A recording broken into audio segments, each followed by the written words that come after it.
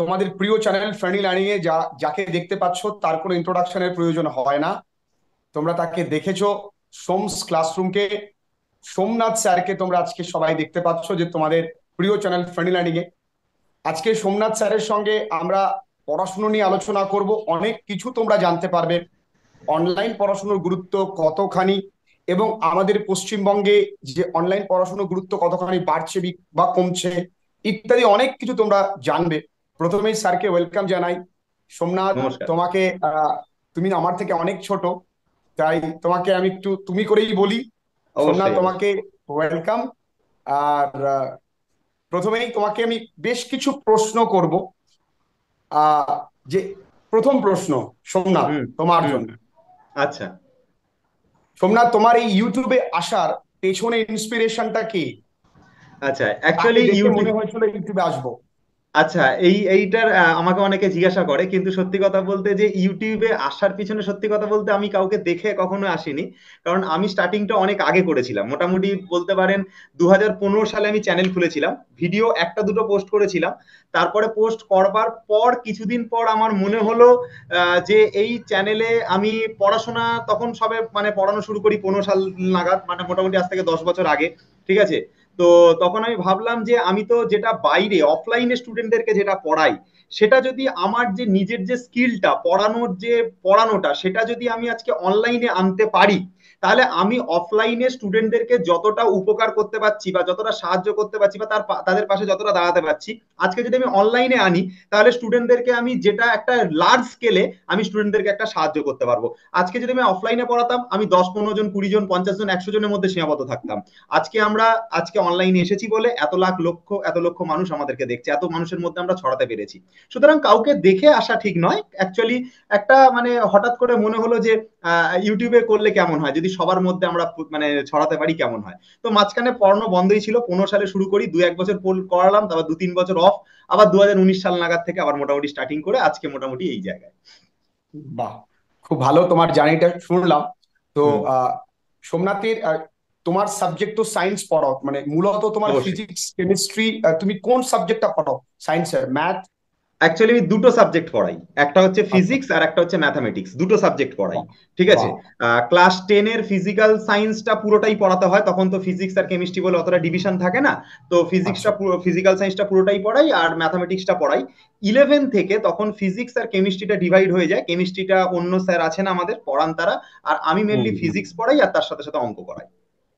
আচ্ছা, তোমার ক্লাসে যখন তুমি স্টার্ট করো, যেখানে কোনো মডার্ন ইকুইপমেন্ট নেই, স্মার্ট বোর্ড নেই, একদম সাদামাটা পড়ানো, একদম আমাদের মতনই, তো একদমই। সেই জায়গায় তুমি যে এই অক্লান্ত পরিশ্রম করছো, সেই সময় এই ক্যামেরার সামনে দাঁড়িয়ে থেকে পড়ানো, হুম আর তুমি যেখানে থাকো সেখানে তো প্রচন্ড গরম, মানে আমরা তবু একটুখানি গ্রামের দিকে থাকি, তুলনামূলক গরমটা কম হলেও ওইখানে একটু গরমটা বেশ বেশি। হুম হুম এই সময় মোটিভেশনটা কোথা থেকে আসে যে আমাকে এতটাই স্ট্রেংথ নিয়ে পড়াতে হবে? আমি এবং দেখেছি তুমি যখন পড়াও তুমি ভুলে যাও যে আমি মাইকে কথা বলছি, আমি আস্তে কথা বললেও সেটা মাইক ক্যাচ করবে, মানে মোটামুটি 4-5টা রুম সবাই শুনতে পায় যে তুমি হুম পড়াচ্ছ।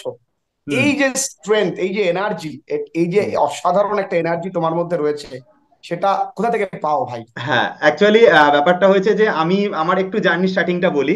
আমি প্রথমে যখন শুরু করেছিলাম আমি বাঁ হাত দিয়ে মোবাইলটাকে ধরতাম ঠিক এইরকম ভাবে, আর তার নিচে আচ্ছা। খাতা রেখে এরকম ভাবে লিখতাম, এভাবে আমার জার্নি স্টার্ট হয়। আমি এইভাবে পড়িয়েই মোটামুটি 10 থেকে 20 হাজার সাবস্ক্রাইবারের অ্যারাউন্ড আমার তখন সাবস্ক্রাইবার ছিল।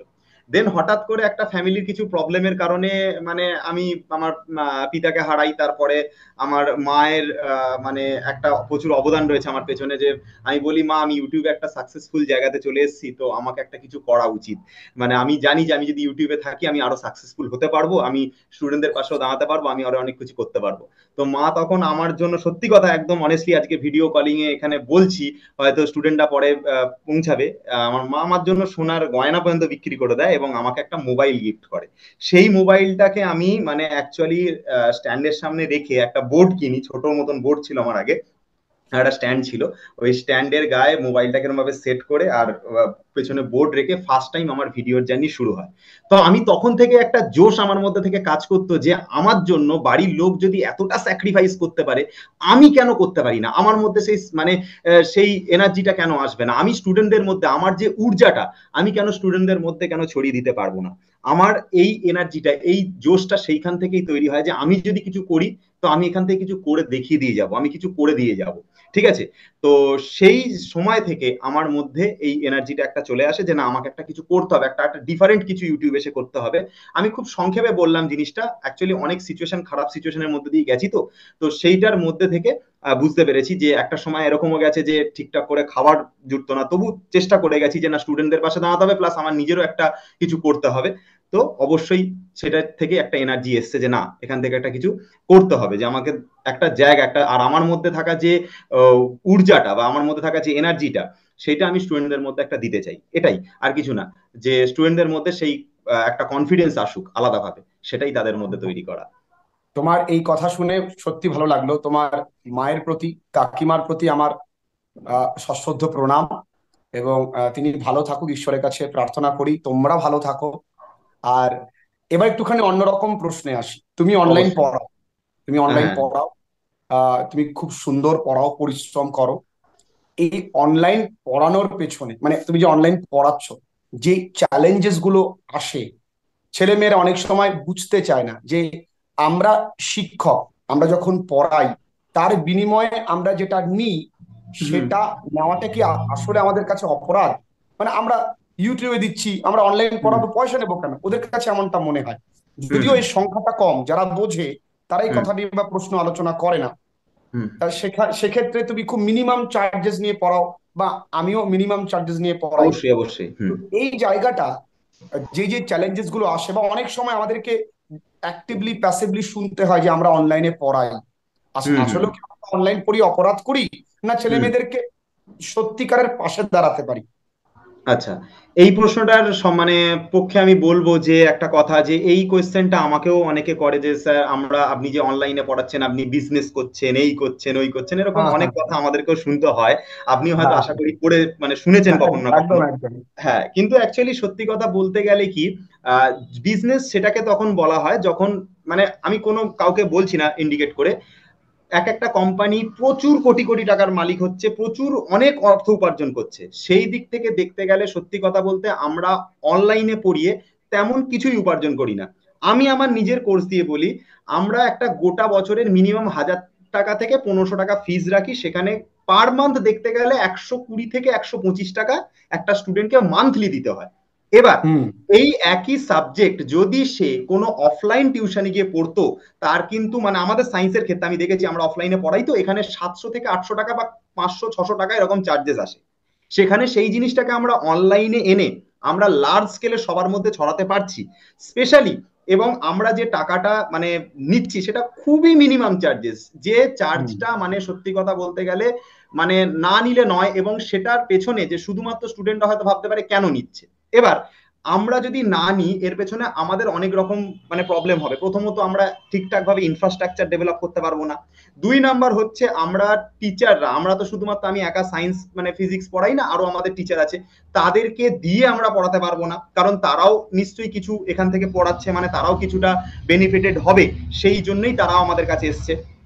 3 নাম্বার কথা হচ্ছে, আমাদের এই যে পুরো চ্যানেলটা চালানোর জন্য বা পুরো টিম ম্যানেজ করবার জন্য আমাদের একটা মিনিমাম খরচপাতি লাগে। সত্যি কথা বলতে আপনারও লাগে, আমারও লাগে, এবং শুধুমাত্র তার তার পাশাপাশিও মানে এটা মিনিমাম একটা খরচ লাগে, যার জন্য স্টুডেন্টদের থেকে নেওয়া।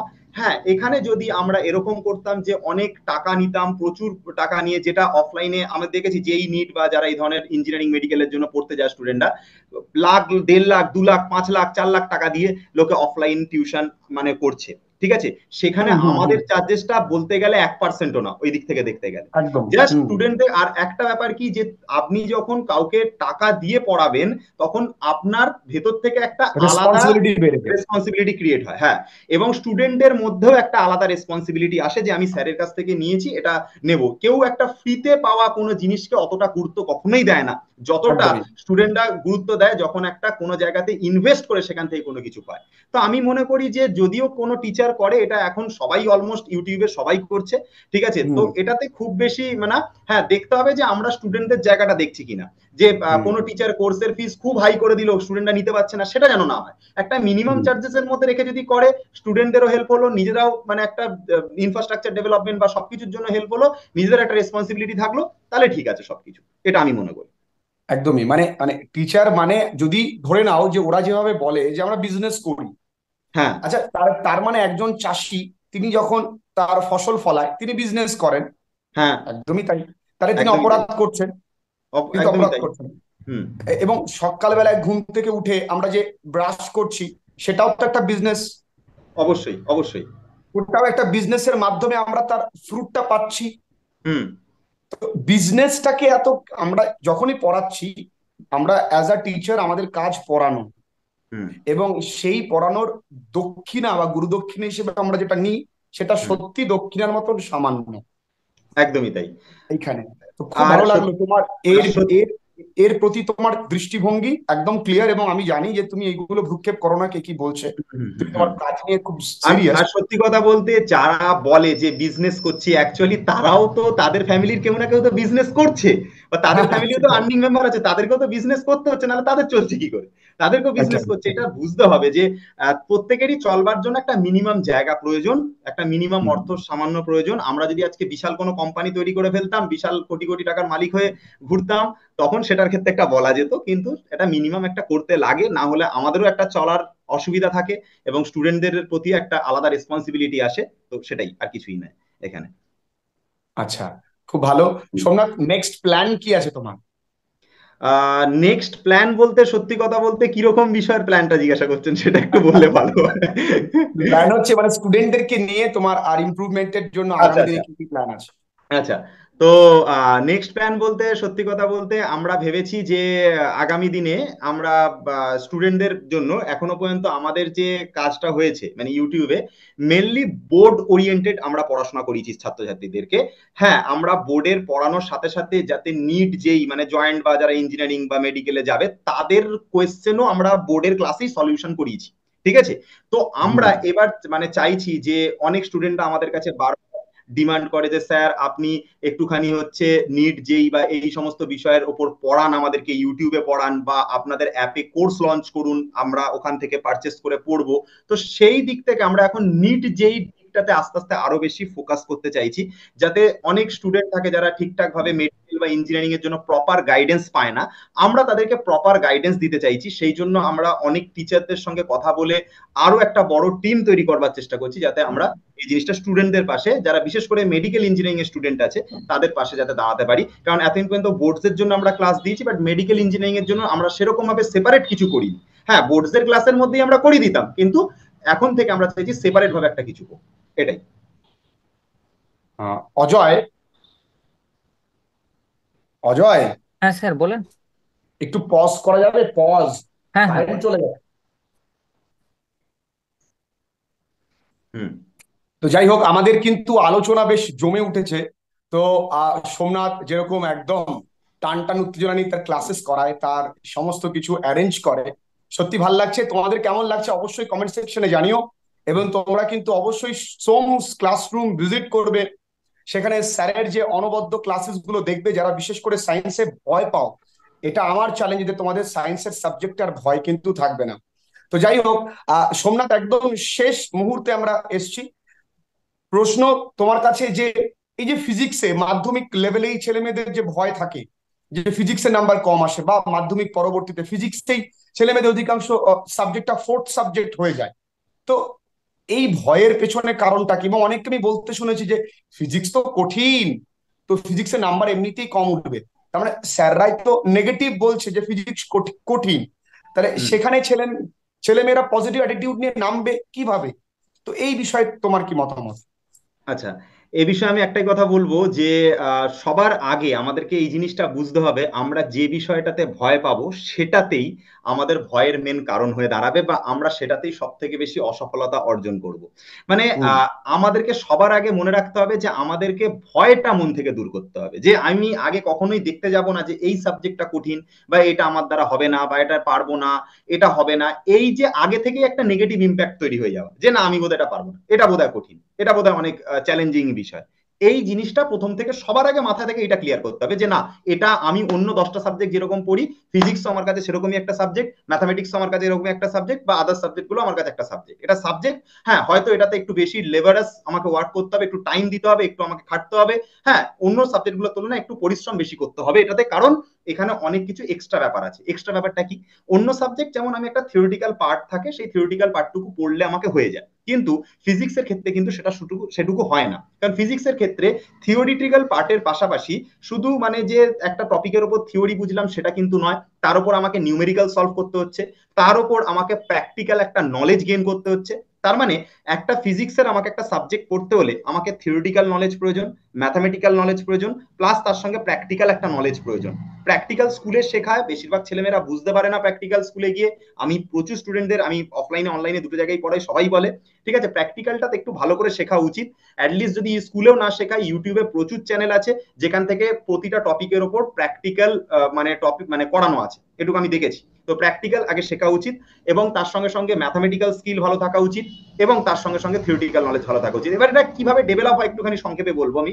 ঠিক আছে, প্রথম কথা হচ্ছে যে ফিজিক্স পড়তে হলে সবার আগে যেটা প্রয়োজন সেটা হচ্ছে ছোটবেলা থেকে একটু ম্যাথামেটিক্সটাকে একটু স্ট্রং করতে হবে, একটু ম্যাথামেটিক্সটাকে স্ট্রং করতে হবে। কারণ ম্যাথামেটিক্স, অঙ্ক যার স্ট্রং থাকবে, ফিজিক্স তার বেশি তত স্ট্রং থাকবে। কারেন্ট যাচ্ছে আর আসছে, এবার ঠিক আছে, বোধহয় আগের মতন এসছে, তাই না? ঠিক আছে, কন্টিনিউ করি। হ্যাঁ, হ্যাঁ, কন্টিনিউ। হ্যাঁ, তো ম্যাথামেটিক্স দিকটা যার বেশি স্ট্রং থাকবে তার ফিজিক্সের ক্ষেত্রে হচ্ছে স্ট্রং থাকবে। এবার এখানে আমি কিছু একটু ইন্টারাপ্ট করি। হুম অনেকেই উচ্চ মাধ্যমিক পরবর্তীতে তারা ফিজিক্সটা নেয় কিন্তু ম্যাথামেটিক্সটা ম্যাথ নেয় নেয় না। না। হুম অনেকে আবার ম্যাথামেটিক্স নেয়, ফিজিক্সটাকে ফোর্থ সাবজেক্ট হিসেবে নেয়। এরা হুম কি ভুল করে? হ্যাঁ, এই জায়গাটা আমি একটু বলে বলে দিই যে প্রথম কথা হচ্ছে অনেকে থাকে, আমি আমার আমার ব্যাচে অনেক স্টুডেন্ট আছে যাদেরকে আমি দেখেছি যে ফিজিক্স নিয়েছে অথচ ম্যাথামেটিক্সটাকে নেয়নি। আচ্ছা, হুম। এইখানটাতে সব থেকে বড় যেটা বিষয় হচ্ছে যে ম্যাথামেটিক্স যে জিনিসটা সেটা কিন্তু ফিজিক্সের প্রতিটা স্টেপ বাই স্টেপ কাজে লাগবে। আমি বলবো যার খুব অঙ্কতে অবস্থা মানে একেবারে মানে টানতে পারবে না, সে ম্যাথামেটিক্স নেওয়া ঠিক আছে। যার মোটামুটি অ্যাটলিস্ট অ্যাভারেজ স্কিল আছে ম্যাথামেটিক্সে, তার ম্যাথামেটিক্সটা নেওয়া প্রয়োজন। হ্যাঁ, এবার অনেক স্টুডেন্ট থাকে নিট ক্লিয়ার করে, ম্যাথামেটিক্স সারা ফিজিক্স নিয়ে নিট ক্লিয়ার করে দিচ্ছে, ঠিক আছে। কিন্তু আমি বলবো যে ম্যাথামেটিক্স যদি কারণ না থাকে, বা ম্যাথামেটিক্সে যদি তার স্কিল ভালো না থাকে, অ্যাটলিস্ট ফিজিক্স পড়বার জন্য যতটুকু বেসিক ম্যাথামেটিক্স প্রয়োজন, আমি আমার চ্যানেলে বহুবার বলেছি, বেসিক ডেরিভেটিভ, বেসিক ইন্টিগ্রেশন আর ট্রিগনোমেট্রি, এই তিনটে চারটে সেকশন অ্যাটলিস্ট তার নলেজ থাকা উচিত। যদি নলেজ থাকে, তার ফিজিক্স আশা করি স্ট্রং হয়ে যাবে। ছোটবেলার অ্যাটলিস্ট ইকুয়েশন বানিয়ে বানিয়ে সেগুলোকে সলভ করা, এইটুকু পার্ট অন্তত তার সলিউশন ক্লিয়ার থাকা প্রয়োজন। আর ফিজিক্স হচ্ছে প্রচন্ড প্র্যাকটিসের জিনিস, বারবার বারবার প্র্যাকটিস করতে করতে এটা স্কিল ডেভেলপ হয়। প্রচুর multiple type of question practice করতে হয়। শুধু একটা বইয়ের একটা 10টা কোশ্চেন বা 4টে 5টা কোশ্চেন স্যার করে দিল, ওটা করে আমি স্টপ হয়ে গেলাম, আমি হয়ে গেলাম ফিজিক্স শিখে গেছি, কোনোদিন পারবো না, কোনোদিন পারবো না। বিভিন্ন ভ্যারাইটিস অফ বই করতে হবে। যদি ভ্যারাইটিস অফ বই কেনা সম্ভব না হয়, প্রত্যেকটা বইয়ের অনুশীলনীতে ফিজিক্সের বইতে ভরে কোশ্চেন থাকে, ঠিক আছে, 3টে সাইডে ডিভাইড থাকে, problem set 1, problem set 2, problem set 3। যত রকমের প্রবলেম সেট আছে বেশিরভাগটা করা উচিত, কিংবা উদাহরণের অঙ্কগুলো বইয়ের অ্যাটলিস্ট বুঝে নিয়ে করা উচিত। আর সব থেকে বড় যেটা শেখা উচিত সেটা হচ্ছে কনসেপ্ট। একটা প্রপার টিচার যিনি মানে একটা স্টুডেন্টকে ভালোভাবে হাতে ধরে কনসেপ্ট গুলোকে শেখাবে। কনসেপ্ট শেখালে অটোমেটিক্যালি তার নিউমেরিক্যাল স্কিল বাড়তে থাকবে, সে যখন অঙ্ক প্র্যাকটিস করতে থাকবে, আর বিভিন্ন প্রচুর অঙ্ক করলে আস্তে আস্তে স্কিল ডেভেলপ হয়ে যায়। বাহ, খুব সুন্দর। তাহলে ফিজিক্সের ভয় পাওয়ার কোনো জায়গা নেই। না, যদি ফিজিক্সে ভয় পাওয়ার জায়গা নেই, সত্যিকারের প্রপার গাইডেন্স প্রয়োজন। প্রপারলি কনসেপ্টটাকে ঠিক করে ক্লিয়ার করো, নিউমেরিক্যাল বেশি বেশি করে প্র্যাকটিস করো, এবং আমি বলবো যে কোনো কোয়েশ্চেন ব্যাংক বা কোনো টেস্ট পেপার এই জাতীয় বইগুলোতে যে ধরনের প্রশ্নগুলো থাকে বারবার করে সেগুলোকে প্র্যাকটিস করো, ঠিক আছে, আর বারবার করে বাহ, রিভিশন করবে। আমার মনে হয় ঠিক হয়ে যাওয়ার কথা। অবশ্যই তোমায়, তোমার এই পড়ানোর টেকনিকের জন্য বাংলার পুরো স্টুডেন্টরা তোমার পাশে আছে, আশা করছি আগামীতেও থাকবে। এবং তুমি একই রকম ভাবে পরিশ্রম করে যাও। তো পুরো ফ্রেডি লার্নিং এর পরিবার বা পুরো সবাই একই, আমরা বাংলার স্টুডেন্ট। তো তাদের জন্য যেতে যেতে কিছু কথা। হ্যাঁ, সবাইকে বলবো যে যে বিষয়টাকে নিয়ে পড়াশোনা করো না কেন, মাধ্যমিকের স্টুডেন্টরা যারা, আগে মাধ্যমিকটা বলে নি, যারা মাধ্যমিকের ছাত্রছাত্রীরা রয়েছে, পরীক্ষা দেবে, আগামী দিনে বোর্ডসের পরীক্ষা আছে, ভালো করে পড়াশোনা করো, প্রচুর পরিশ্রম করো, ঠিক আছে? শুধু পড়াশোনা নয়, নিজেকে একটা মানুষের মতন মানুষ গড়ে তোলো, যাতে শুধু পড়াশোনা করলেই হবে না, মানুষের মতন মানুষ হতে পারো। নাম্বার অনেকেই কম বেশি পায়, কিন্তু নিজেকে ঠিক জায়গায় ডেভেলপ করতে পারে না, নিজেকে ঠিক জায়গায় প্রতিষ্ঠিত করতে পারে না। আমি তোমাদেরকে সবসময় বলবো, আগে নিজেকে মানুষের মতন মানুষ তৈরি করো এবং ভালোভাবে পড়াশোনা করো। আর যারা মাধ্যমিক দিয়ে 11-12-এ উঠেছো বা আগামী দিনে হয়তো উচ্চ মাধ্যমিক দেবে, ঠিক আছে, তাদেরকে আমি বলবো তোমরা যে সাবজেক্ট নিয়ে পড়ো, কেউ আর্টস পড়ছো, কেউ কমার্স পড়ছো, কেউ হয়তো সায়েন্স পড়ছো বা আদার্স কোনো সাবজেক্ট পড়ছো, যেটা নিয়েছো সেটাতে ভালোভাবে, সেটার প্রতি যদি তুমি তোমার 100% দিয়ে পড়াশোনা করো, তুমি তাতেই সফলতা অর্জন করবে। অনেকে বলে যে সায়েন্স না পড়লে নাকি জীবনে কিছু হয় না, সায়েন্স না পড়লে নাকি জীবনে প্রতিষ্ঠিত হওয়া যায় না। আজকে মিঠুন স্যারকে দেখে নাও, স্যারের 4.5 লাখের কাছে সাবস্ক্রাইবার, স্যার কি জীবনে প্রতিষ্ঠিত হয়নি? স্যারের এক্সাম্পলটা দিয়ে বলছি, ঠিক আছে? আর কি লাগে? শুধু সায়েন্স বা একটা পার্টিকুলার সাবজেক্ট, এটা কোনো কথাই না। মেন যেটা দরকার সেটা হচ্ছে যে সাবজেক্ট করবে সেটাকে ভালোবেসে করবে, অন্তঃস্থল থেকে করবে, মন থেকে করবে এবং নিজেকে মানুষের মতন মানুষ হিসেবে প্রতিষ্ঠা করবে। এনাফ তোমার জন্য। থ্যাংক ইউ সোমনাথকে, ধন্যবাদ এত সুন্দর একটা সবার জন্য মনোজ্ঞ আলোচনার জন্য।